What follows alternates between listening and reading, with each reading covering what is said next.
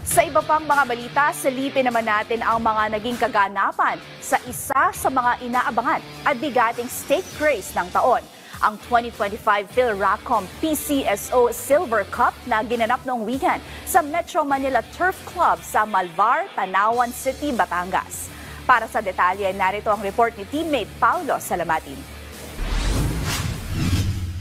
Muling pinatunayan ng bayang karerista na walang masamang panahon sa maganda at inaabangang stake race ng taon na 2025 PhilRacom PCSO Silver Cup na ginanap kamakailan sa Metro Manila Turf Club sa Malvar, Tanawan City, Batangas. Hindi naging alintana para sa batikang hinete na si M.A. Alvarez ang basang meta upang akuin ang kampyonato sa kanilang 1800-meter race ngayong taon at malampasan sa final stretch ng halos 2 kabayong agwat ang Philippine Sports Writers Association o PSA Horse of the Year awardee na si Batang Manda sa pangunguna ni Patty Dilema. Sumadsad naman sa terserong pwesto ang nanguna sa breakpoint na si Basheru sa kayang hineteng si JB Hernandez.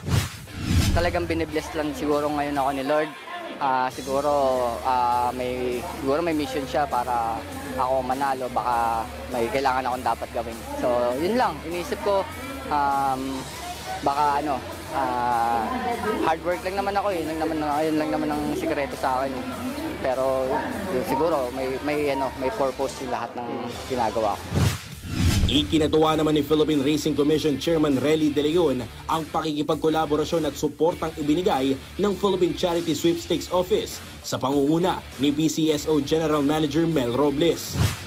We are very thankful always to PCSO because our partnership actually bear fruits for the Bayang Carlista, for the government, and for the Filipino people.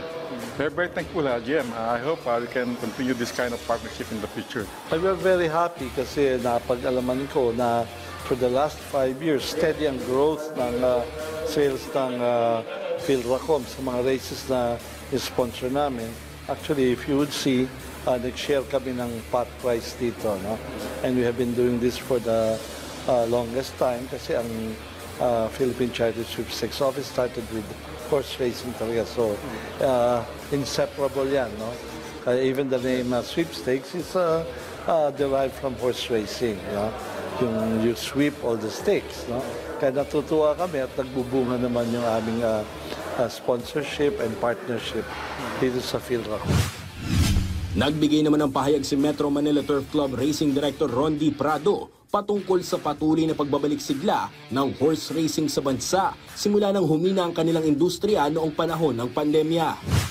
Po yun, na-revive ulit yung kaganahan sa karera and helping the industry, providing employment for so many dependents of the industry.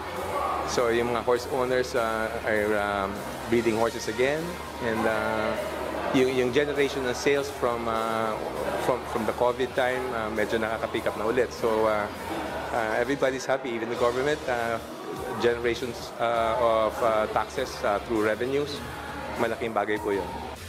At ngayong unti-unti nang bumabalik ang sigla ng horse racing sa bansa, sunod-sunod na malalaking stake races ang inihahanda ng PhilRacom sa mga susunod na linggo gaya ng PhilRacom Sprint Race, Metro Turf Club 2nd Kings and Prince Gold Cup, Ramon Bagaching Memorial Cup at Maiden Stake Race.